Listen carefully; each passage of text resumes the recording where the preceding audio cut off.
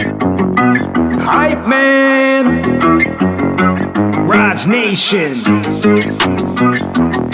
the GOAT to market. From Hype HQ in Chicago, Illinois, Startup Hype Man presents the GOAT to Market Show. What's up, everyone? I am your host, Raj Nation, the founder and chief pitch artist of Startup Hype Man. This podcast is where we bring you founders, company leaders, and creatives who are building it, who are doing it, who have been there and done that. And they pull back the curtain on their go-to-market strategies so that you can build a venture that you love and become the GOAT of your industry. Want first listen on episodes before anyone else? Subscribe to our newsletter at startuphypeman.com. You will get alerts every Sunday morning when we release new episodes. All right, let's hear how today's guest is becoming the GOAT. What's up, GOATs? It's your host, Raj Nation, here with a special treat this week on the GOAT to Market Show. As many of you know, in addition to running Startup Hype Man, I'm also the chapter director at Startup Grind Chicago. And as we've done on the podcast feed before, we've shared the replays of the interviews, the fireside chats that I've had at different Startup Grind Chicago events. Today, we've got my fireside chat replay from the Startup Grind Chicago second annual Health and Sportstech Showcase. Our conversation at that event featured Erik, the managing partner and co-founder of Marquee Ventures, a venture capital fund that was spun out of the Chicago Cubs. Marquee invests at the intersection of sports, media, and commerce and the enabling infrastructures behind those areas. We had a great conversation. We covered Erik's outlook on investing in these categories, what gets their attention at Marquee, as well as his overall outlook on the future of sports, and his favorite moments in being associated with the Chicago Cubs. This interview originally took place in March of 2024, live at Brooklyn Boulders, Chicago's premier rock climbing facility. All right, have a listen now and enjoy this replay of my interview with Erik from Marquee Ventures at the second annual Health and Sportstech Showcase from Startup Grind Chicago.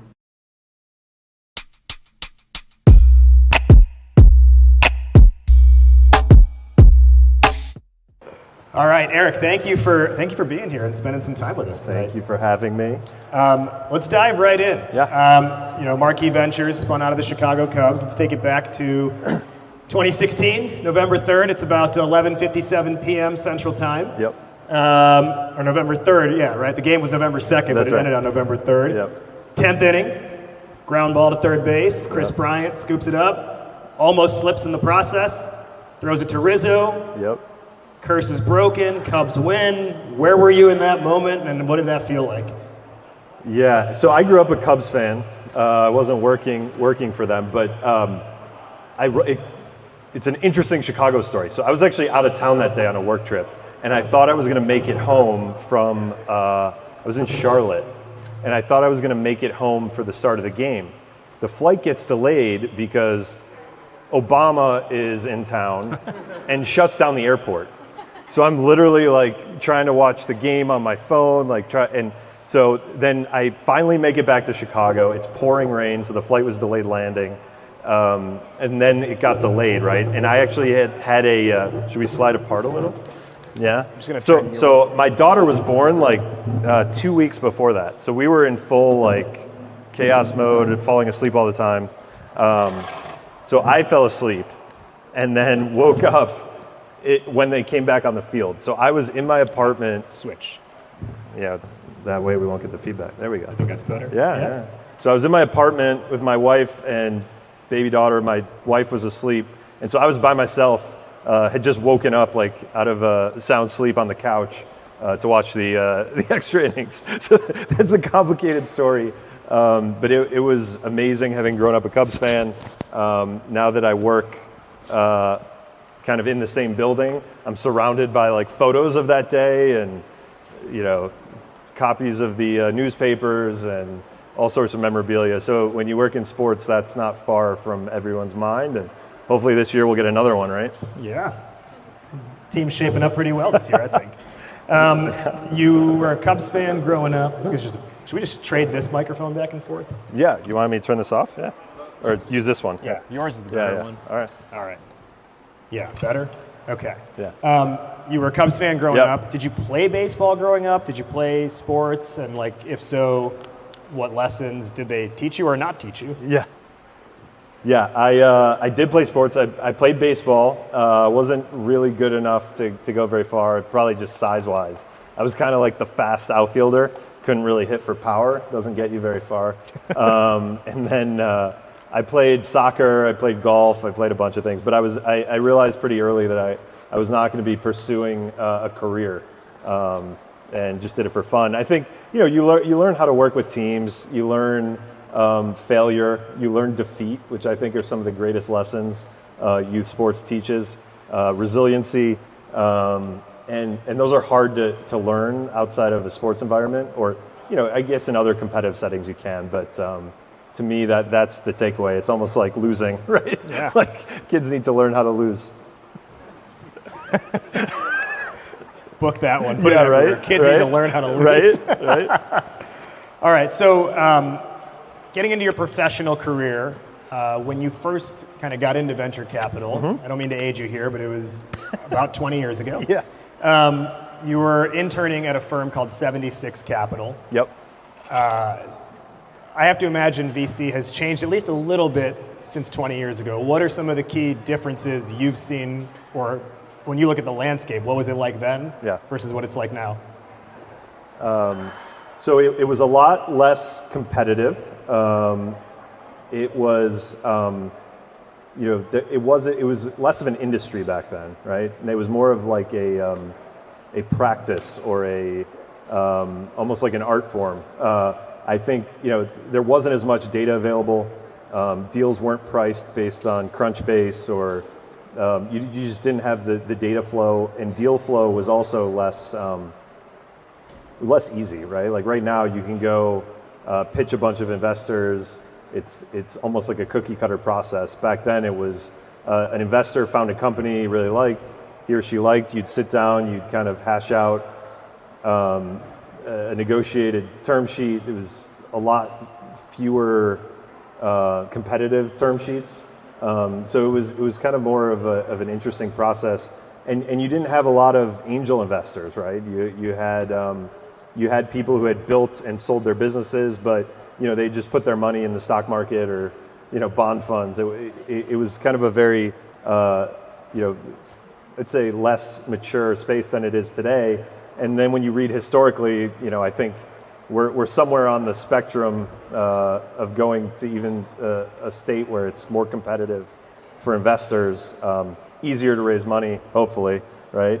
But yeah, I mean, I think if anyone's interested in startups and venture, I'd go read the history, like read how it actually started, and go all the way back to like whaling, right? Like that's where it really started, where venture started, right? So all you founders out there, you're kind of like, whaling ship guides trying to raise money for your trip, right?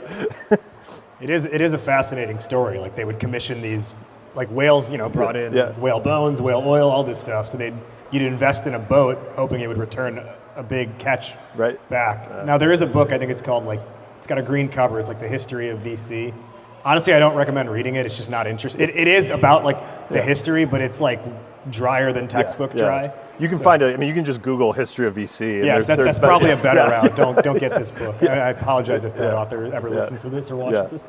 Okay, so you mentioned earlier some experience playing baseball. Obviously, now you're at a firm that, in a way, is tied to baseball, which we'll get into in a minute. But you also spent some time recently with the PGA. Specifically, they've got a new ventures division, which is all about finding investment and growth opportunities outside of just what the PGA is doing and outside of the game of golf. What are some of the opportunities that you saw there for where the game of golf could go? And from any of your time there with investments you made or someone on your team made, have we seen any of that stuff now, like on the PGA Tour or even just otherwise commercially? For sure. So when I was there, so sports betting wasn't a big thing back then, right? So my group got tasked with figuring out how the PGA Tour should play in sports betting, right? So we negotiated the sports rights deal with IMG that eventually led to all the productization of golf. So if anyone's bet on golf, that's something you've seen. And that was a very novel structure because there are all sorts of legal issues and being a league. The other thing you might have seen, there's a company that they just announced called Arcos that is a sensor that goes in your golf club and allows you to track play. And so players finally on the tour being allowed to use that. We looked at everything from simulators, so indoor golf simulators, to Top Golf, to things like that. We also did some things on the media side, the travel side in Europe. So we were all over the place. And then I worked on the European Tour investment, where the PGA Tour worked on kind of a partnership with the European Tour, try to bring the game global. So I can tell you with confidence right now, I do not need a tracker to tell you how bad the swing is. Yeah, right. When the ball ends up not on the fairway, that's an indication of how the swing goes. Okay, so let's talk Marquee. It is this fund, this vehicle that's spun out of the Chicago Cubs. Mm-hmm. You know, what makes the Cubs wake up one day and be like, we need to be in venture? Yeah. And then kind of talk us through like the structure as well, because it came from the Cubs, but it's not technically part of the Cubs. Talk us through how all that works. So I'd say first, you know, the Cubs leadership, whether that's Tom Ricketts or Crane Kenny, they have deep roots in the startup world. They both, you know, Crane more on the investing side and building side. Tom had a couple startups. So they have the passion and the energy. You know, throughout the years since the Ricketts bought the team, they made some one-off early stage investments that actually did pretty well. But it was taking up a lot of time. They didn't have a team dedicated to it. So they came to a crossroads and said, if we're going to do this, we should either do it with the right structure and approach, or we should be passing on most of these. It doesn't make sense to do one-off here or there. You don't know what's going on in the market. You don't know all the competition. You just don't have the deal flow, right? So fast forward to this was probably 2-3 years ago when they decided that they wanted to make this a pillar of the kind of ecosystem they're building. We talked about the real estate development arm earlier, but they've built a few companies in and around the Cubs, right? So they have a real estate arm, they do media, they have a streaming channel. So they're always looking for more opportunities, and they wanted this to be a pillar of that going forward. So we came up with and they approached me to do this, so we came up with a structure that would work, kind of a lead into this. So the way it's structured, it's a separate entity from the Cubs, but it's capital from the ownership group. The reason it's separate from the Cubs is we didn't want it to be a corporate vehicle. So we didn't want it to be investing with the priorities of the Cubs. We almost wanted to flip that on its head and say, we want to invest with the insights from the Cubs, the insights we get from our consumer engagement, the insights from our real estate business. And we didn't want to be hindered by having financial motives and corporate strategic motives. Because I think when you look at a lot of corporate venture funds, they struggle with that construct. It's like, are we serving our core business, or are we trying to find the best companies that we know how to help? So we set it up as a separate entity, but then we have kind of a variety of shared services agreements where we work with the Cubs team, specifically on the health and wellness side, because we're talking about that tonight. I work closely with the R&D group down in the baseball side. So those are the guys who are basically trying to figure out how can we use technology, how can we use science to make the team better. And so they work on a variety of skunk works projects. Some of those interact with the venture world, some don't. But then we also work with our sponsorship group. We work with our media team. So there are a lot of opportunities that we can collaborate with the Cubs team to make our portfolio companies stronger and better for the future. So the thesis of Marquee Ventures is investing in and partnering with new early stage companies that are reimagining commerce, entertainment, and sports. Can you help kind of narrow that in a little bit? Like when we say reimagine, what do you think of when you say reimagining in those fields? Yeah, it's you know it when you see it. I know that's an easy answer, but in a lot of cases, it's changes in consumer behavior, it's changes in technology, So we're looking for macro trends that are intersecting those fields. One of the ways I've answered this question before, I think it helps. It's, we want to find companies that at scale, like customers can't live without. So rather than saying like a customer really likes this, like I want to find a business that's reimagining how a customer does something, whether that's a business or a consumer. And if that were to go away, they'd be really pissed, right? So like that's kind of what we're looking for. And to me, that's kind of reimagining either those use cases, reimagining distribution. It could be reimagining technology. And there are a variety of, I can kind of use this for the portfolio companies, but one example is a company called Anzu that has IP to deliver programmatic advertising directly into video games. So I think you're sitting there playing Grand Theft Auto or your MLB The Show, and the ads in the game are actually real programmatic 3D targeted to you as the player.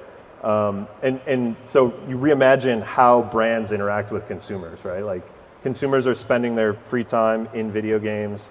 They're also gambling, but like brands can't reach them anymore. They can't go to TV outlets. Digital has all sorts of problems. So this company actually kind of reimagined and is now retraining brands and ad buyers on how to reach the gaming generation. Nice. Okay, so you mentioned Anzu there. Yeah. There's another company that I was looking up. So there's like Greenfly. Yeah. If I wrote this down correctly, content distribution, Yeah. right? Yeah. Now, I can personally see how a company like Anzu and Greenfly would make sense Yeah. in that commerce, entertainment, sports, reimagining sort of theme. Yeah. Then at the same time, you have a company called For Days, which is it's not just, but it's a recycling platform. Yep. You have New Era ADR, which is a legal dispute resolution platform. Yep. Now I'm thinking Marquee Ventures. I'm thinking entertainment, commerce, Yep. sports. I'm certainly not thinking legal dispute resolution. Yeah. And what was the other one? It was and recycling. So how does that fit within the thesis? Or was Yeah. it just kind of an off-thesis thing that you said looks good? Talk us through that. Yeah, and there's one we put up there last week that you'd scratch your head even more, but I'm happy to tell you about it. So again, our thesis is really like inside out, right? So like, what do we see at the Cubs? What do we see with our partners? So 4 Days, which is actually now called Trashy, they rebranded and launched at Walmart last month. So look, the consumer insight there and the problem there is consumers are making different choices now. They want to be sustainable, and I know they've said that for decades, but they actually are making decisions now to be more sustainable. So when you look at sustainability and you look at like what the Cubs do and in sports in general, right? Apparel is a massive waste stream. And also, we try to get our consumers to upgrade their jerseys, to get the new, City hat, get the new London series hat. But what happens to everything that you get rid of, right? And the crazy thing is, like 85%, I'm going deep on this one because I think it'll explain a little bit more of the thesis, but 85% of what you donate to Goodwill or other donation streams gets thrown away. And that's the EPA study. So there's really, apparel and linens and towels, it's a massive cause of landfill waste, right? So what is beautiful about Trashy, they figured out a sustainable, I guess it's like a circular model, right?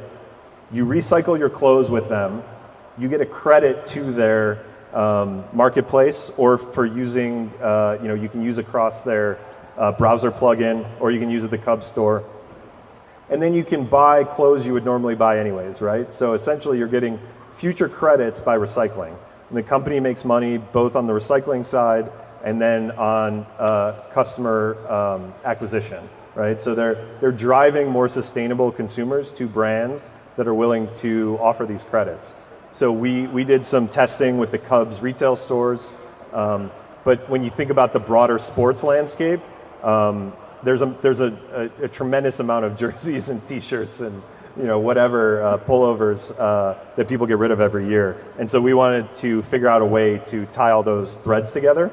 That's a good pun I just thought of. And then the last one on the legal side. So New Era Brilliant team of technologists and ex-lawyers who hated the way essentially brands, consumers, and B2B relationships ended in disputes.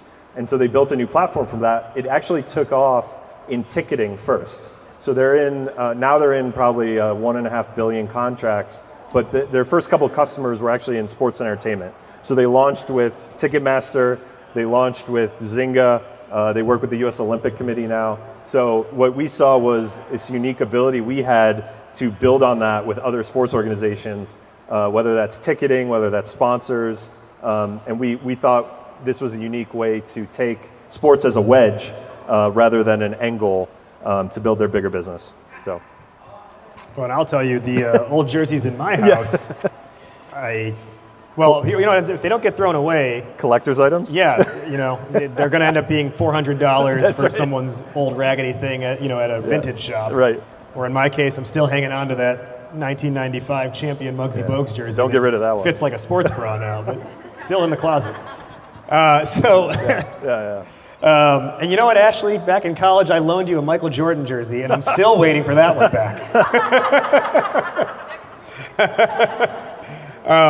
So let's talk a little bit about like the landscape of sports and media right now. Yep. We're seeing an insane amount of money being put into professional sports, primarily from licensing deals and TV rights. The NBA, I think, is getting 2.6 billion a season from Disney, from ABC, ESPN, to be able to broadcast their games. Even recently, the WWE is getting a 10-year $1 billion deal from Netflix to live stream Monday Night Raw, their Monday show.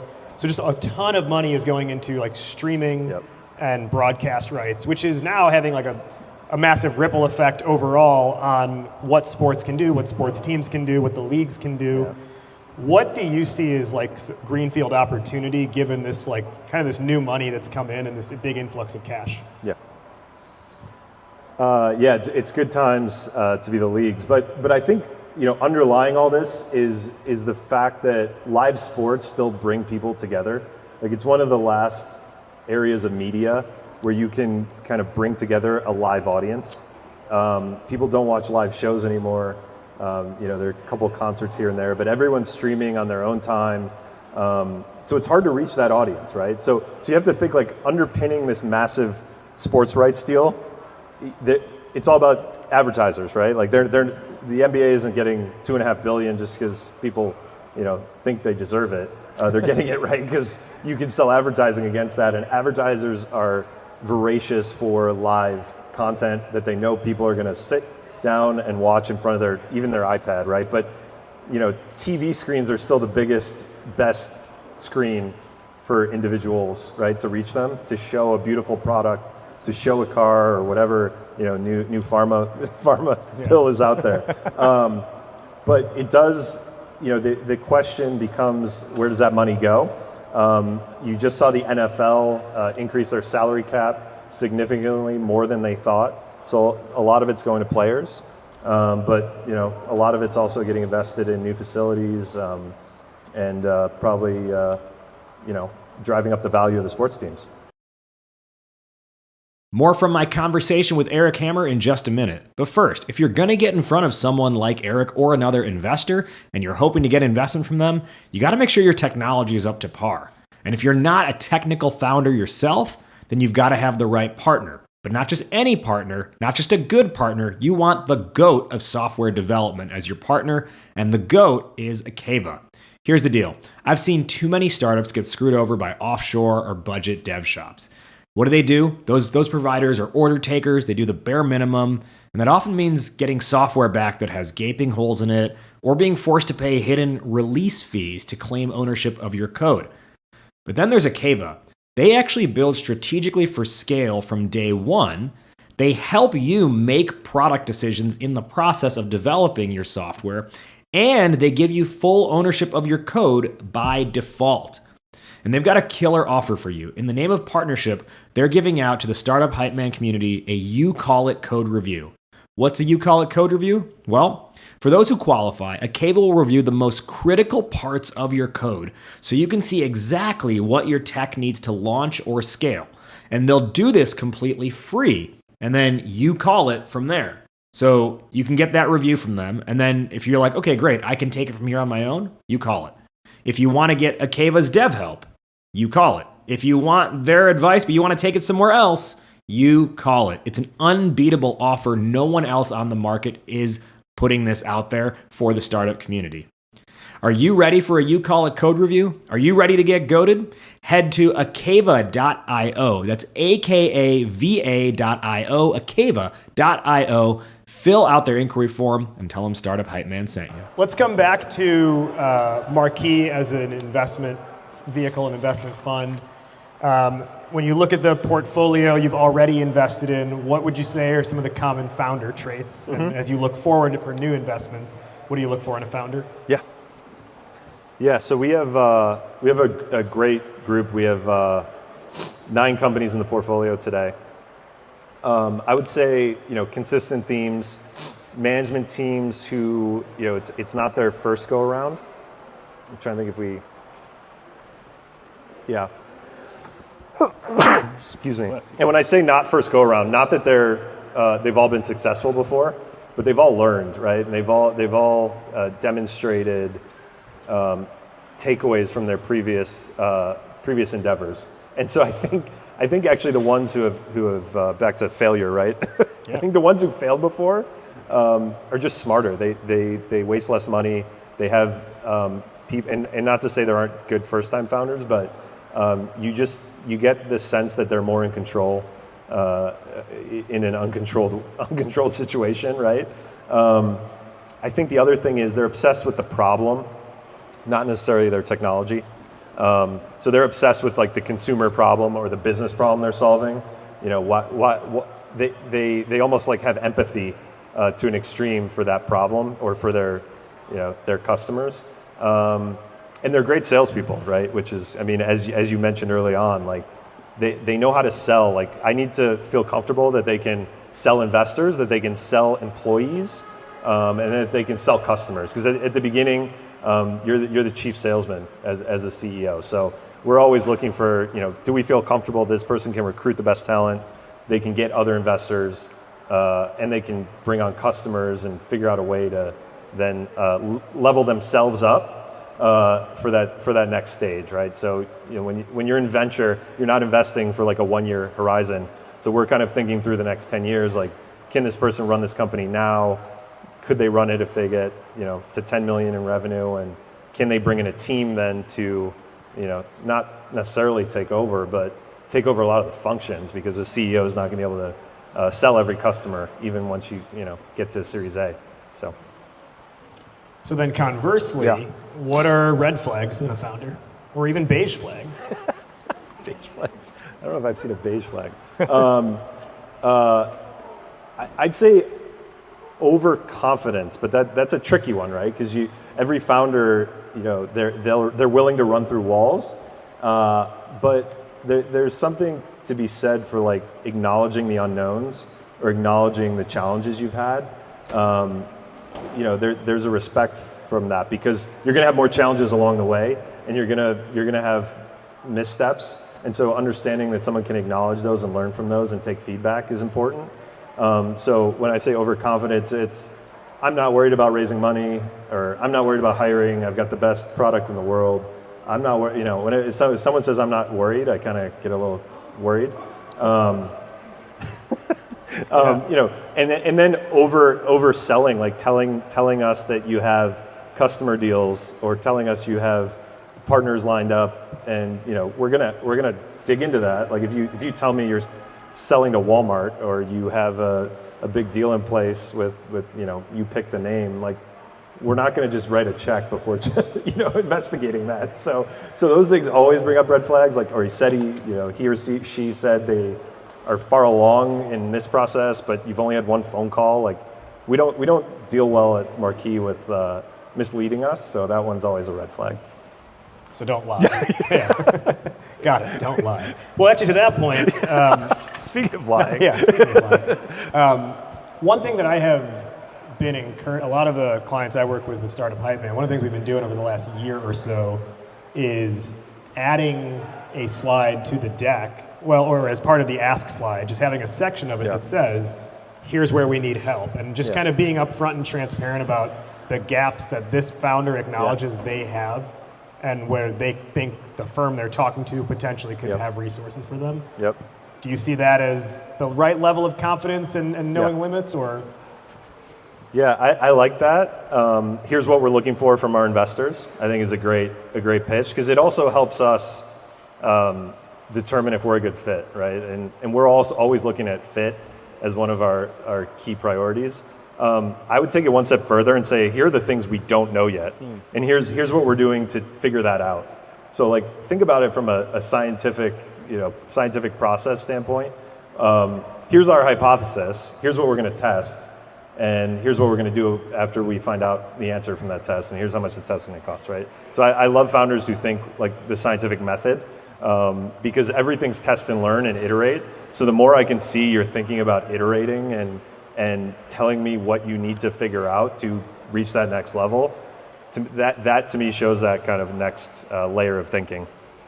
One of the things that Marquee promotes is investing at the early stage, but then kind of qualifies that with product in market or product market fit. So every firm that says early stage has a little bit different version of that. Some mean pre-revenue, pre-product, whatever it could be. Some mean way later than that. Can you just kind of give the very crystal description of how Marquee views early stage? Yeah, early stage is a moving target. So we think about it as in terms of like what we can help with and what we can do and what we're good at, right? So I think pre-market, we don't have like real deep product chops. Like I don't have people on our team who are super strong at getting in the weeds on building or fixing a product, right? But what we do have is the ability to act as a megaphone, the ability to leverage our global network, the ability to get stuff in front of the right people. And so we want companies that have revenue traction. To give you a specific number, we usually use $1 million run rate kind of as a benchmark. We've invested slightly below that where we saw a line of sight to the million. But we want a company that's getting into scaling mode within early stage, right? So is that specific enough? Yeah? I think so. Okay. Do we like that answer? Yeah? Yeah? All right. Okay.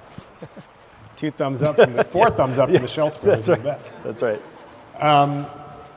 As you kind of look ahead across commerce, entertainment, and sports, like obviously sports betting is a big category that just continues to grow. I think as I look at it, I see a lot of opportunity with the kind of the changing literal physical landscape of stadiums themselves being these like entertainment centers and their own little like ballpark villages that are being built. Obviously, the reconstruction of Wrigleyville has been one example of that, but even like SoFi in LA, right? Just kind of take an entirely new plot of land, and you go there for an event, but ideally you're sticking around for 9 other things that are going on, and it can be used for other purposes even when there's not just an event there. Whether it is on-site or whether it's something that's online, what are some of the other areas that you personally are excited about as you look at this media, commerce, entertainment, sports landscape? Yeah, we have a lot of themes within there that we're constantly looking at, but I think you're right on the facility side. There are a lot of great companies, like our real estate arm, Marquee Development, is doing a lot of those projects. Where it's all about getting people to spaces more often, right? So teams don't want an empty stadium, 300 days a year. So it's how do you use that footprint to get people to do other things and engage, right, with the community. But on the facility side, we're looking at a lot of sustainability tools, clean energy, waste reduction. Reusable things.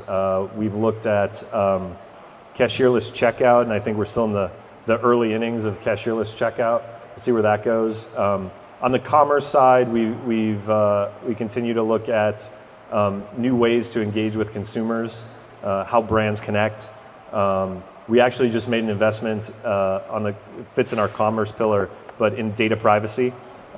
We believe that consumers are looking for more and more opportunities to protect their data and value their data more. And then on the sports side, we are looking at a few emerging leagues and concepts. So we keep looking for that. Kind of what are people going to be watching 10 years from now? I hope it's baseball, but I hope it's also some other things. And there you go. Women's sports is a really interesting area. We spent some time there. So we're trying to figure out how to play women's sports. Not actually play women's sports, but how to invest in women's sports. That would be funny, right? Yeah. It would be the most man thing ever to try and figure out how to play women's sports. yeah, right. So I think that'll give you a feel for, and then there's the AI everything layer that we're digging into. So we're looking at how AI interfaces with media companies, how teams use AI, and that kind of is in our Greenfly investment and some of our others. So I think if you're not looking at how AI is going to change the world right now, you're probably going to miss some stuff. I know a lot of people think it might be overblown, and that could be, but I think it's still got a lot of legs to it. So, you mentioned as part of your response, you talked about Marquee development and Marquee network and all these things. So is the idea then the right investment is going to be one that you can plug into the other properties that kind of revolve in the Cubs ecosystem? I would say we've done that with, so of the 9 portfolio companies, maybe three or four of them are actually working with kind of the broader ecosystem. The others, though, they're things that we can help. So, for Anzu, for example, right? We don't have a video game, but we know a lot of people who produce video games, and we know a lot of people at the leagues who control video games. So we can help them navigate that. We also understand what sponsors are looking for and how brands are changing their purchasing behaviors when you think of marketing activations. So we don't require it. We don't require a direct vendor relationship, either before, after, or during an investment. They're completely independent decisions. So if it would help the Cubs and I bring it to a colleague at Marquee Development, for example, and it's a real estate business or a prop tech company, I want my colleague to make an independent decision on that, not just because we invested. We have been in, to say the least, a bit of a VC winter over the last year. A lot of money available, but sitting on the sidelines. What's your kind of out? Today is, what is this? March 19th, 2024. What's your outlook today, and is that different from March 19th of 2023? And I hope the VC market doesn't do that. Fall off a cliff. I think we're getting closer to the bottom. It's impossible to really, if I could call a bottom, I'd be on a yacht somewhere. But it feels like deals are getting done quicker. It feels like we're seeing some preemptive rounds. It feels like VCs are starting to do more sourcing as I talk to colleagues. This is all anecdotal, right? So, and I think this is since Q3, Q4 even. So it feels like things are picking up. Hopefully we get some more IPOs out this year, which typically helps a lot of big check writers at the later stages write growth rounds, which then I think spurs the earlier rounds. The one area we haven't seen a slowdown in is seed investing. I think you had a lot of multi-stage funds go a lot earlier, so they could almost think of seed investing as a harbor, right? There's the crazy waves out in the ocean. No one knows how to price growth rounds, but seed, you can kick the can. You can say we don't really need to worry about growth rounds for 5-7 years, right? So let's invest money there. So I think seed rounds haven't come down as much as all the other stages.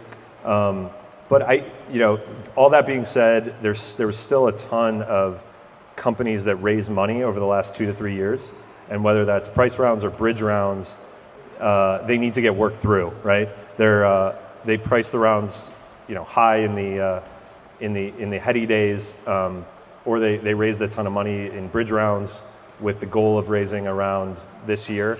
I think you're going to see a lot of companies close up shop this year, probably a lot more than last year. But I think that's a good thing, right? Because a lot of those companies haven't shown the traction, or, well, good thing unless you're running it, right? It's a terrible thing to shut down a company, but they just haven't proven that next phase of growth. They haven't proven their milestones. So I think we're going to see, I was looking at data this morning on shutdowns this quarter relative to last year, and it's about double, but I think it's going to pick up. Again, if you look at the second half of the year, I think we're going to have a lot more companies out trying to raise when the market should tell them that they shouldn't be raising more capital. So I've got one more question, then we'll open it up to the audience for a couple questions, and then I've got a closing one I want to ask you. Yeah. But let's come back to, not come back to, but I want to kind of change gears for just a moment, still staying on Marquee. So Marquee recently launched a interview series on their blog called, is it 9 Innings? Yeah. 9 Innings, yeah. You can see the tie back to the Chicago Cubs just in the name of that blog. So the whole point of that interview series is, you're interviewing industry leaders across those three verticals, right? Commerce, sports, entertainment, around what their outlook is on trends and just general sort of insights they have on the industry. What we've seen, I think, that is drastically different. If you come back to one of my first questions about 20 years ago, how is VC different? Yeah. And you kind of mentioned there's kind of a whole industry now around it.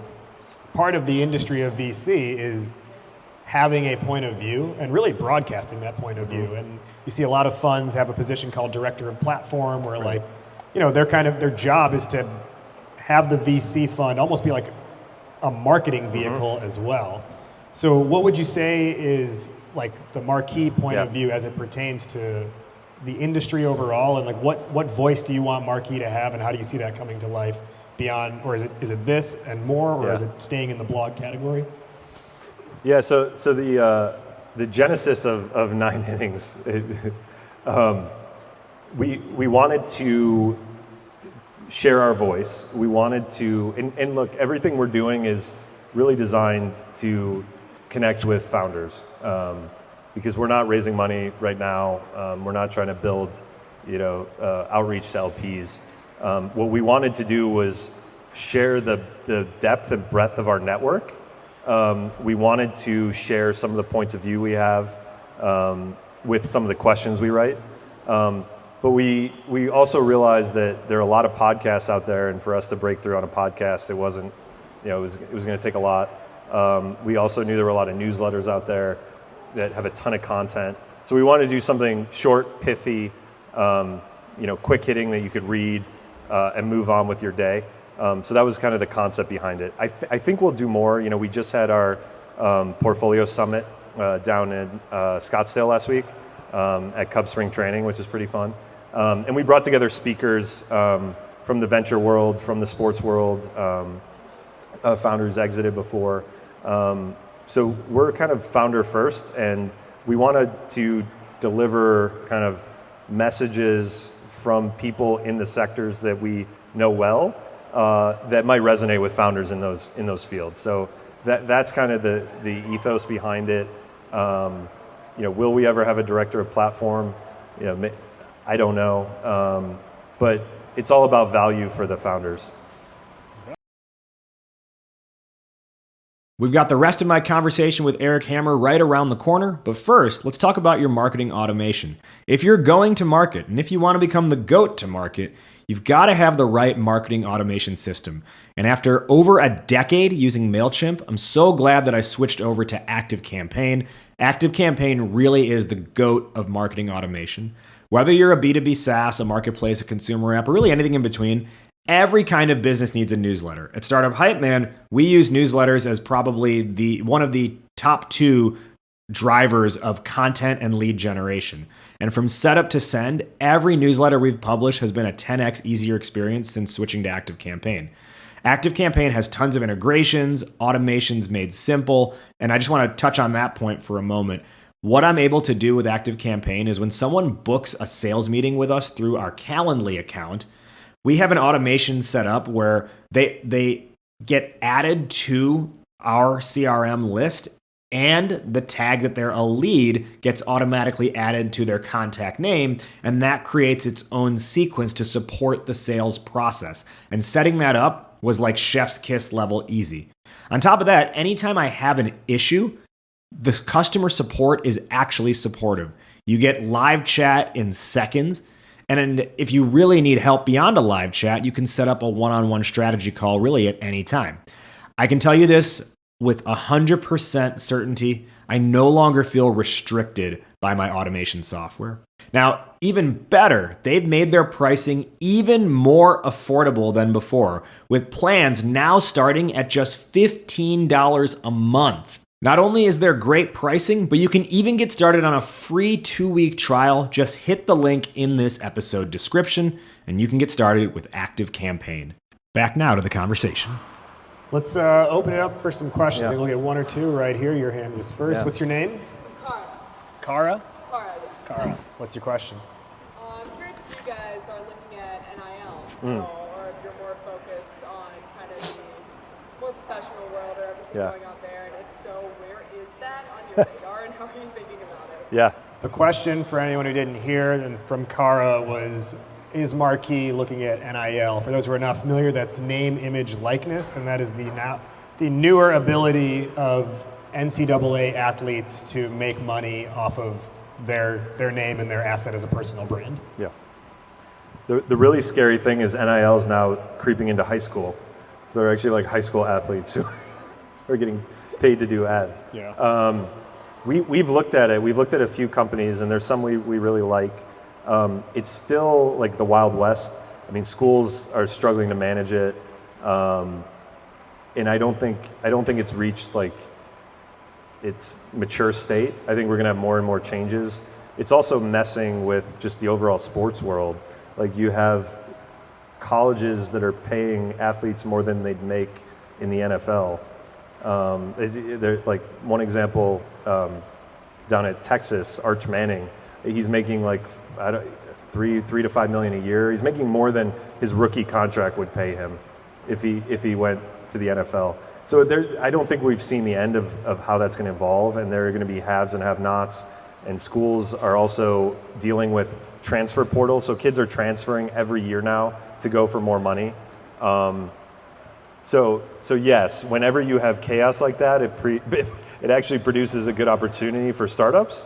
So we just haven't decided what the right solutions are yet. Yeah. Good question. Let's go again. Anyone else have a question for Erik?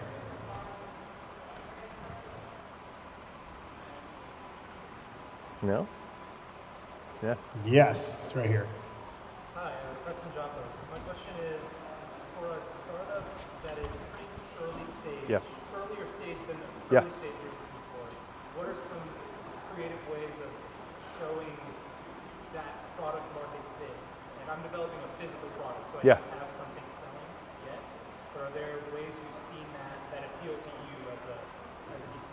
Yeah. The question from Preston is, as an earlier stage company that might be earlier than what Marquee defines as early stage, what are the creative ways that one could showcase product market fit? Yeah. That's a great question. User feedback is great. It doesn't show mass product market fit, but if you can show me that someone's getting rid of something to use your product instead, if you have distribution deals pre-wired, like that can also show it.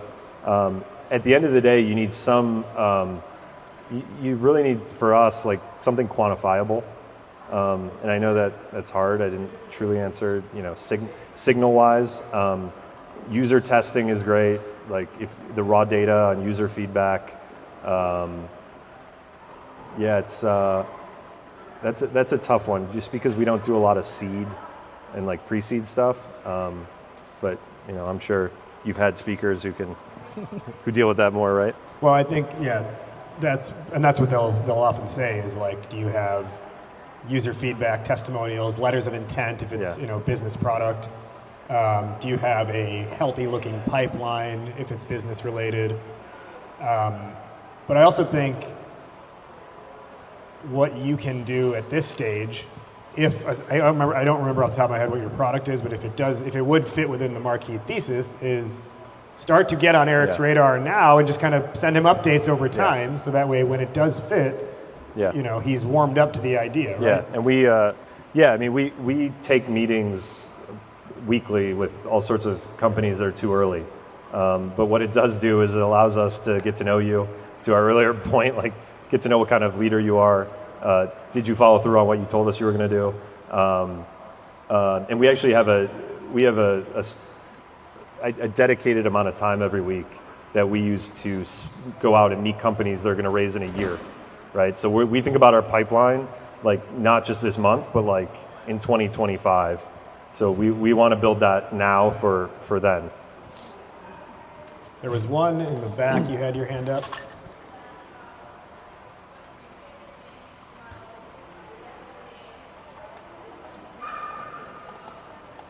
So sorry, first, what's your name? Maggie? Did I get that right? Maggie? Yeah. Yeah. And it was, what's your favorite thing about opening day at the Cubs? Cool. Yeah. It's hopefully the weather. No, I think the coolest thing is the atmosphere is very unique. If anyone hasn't been there, it's both a like throwback in time, and also just everyone is so excited, and the Cubs have a really interesting celebrity following. So you never know who's going to show up that day, and so I actually think the bad weather makes it what it is. So if it is cold, if it is windy, you have everyone out there cheering for the national anthem, and they're cold and want to go inside, but there's really no place they'd rather be, and you see people like Bill Murray, and you see people, it's a pretty cool experience. The flyover is also fun, and there's a lot of fun stuff about it. Yeah. And it helps when the team is projected to be good too. Yeah. Right? Yeah. Okay, a couple of quick final questions here before we wrap up, or to wrap us up. Who's a player you'd like to see on the Cubs that has not played on the Cubs before? And let's talk like dream, but like obviously you can't get Ohtani because he's locked in for the next 10 years. Again, the baseball guys probably don't want me talking about this. I'm going to go Juan Soto because I think he's going to be coming up. So we'll see. I think he'd look good in the pinstripes, the Cubby blue. I think that dog barking in the corner echoed that opinion. That's right. Where, if people are interested in Marquee, interested in learning more and getting in touch with you, what's the right way to do that? Yeah. So you can go to our website, marqueeventures.com. You can reach us there, or just reach out to me on LinkedIn. Shoot me a note. I'm pretty. I check that frequently. So, feel free. My last question. So we're gonna extract this audio, and it's gonna get pushed into the Startup Hype Man podcast feed. Why not kill two birds with one stone, right? Yeah. So on my podcast, the last question I always ask my guests is to fill in the blank. So I'll ask you the same thing. Fill in the blank. Entrepreneurship is blank. It's just hard, right? It is. It is. And so if anyone tells you it's easy, it's not.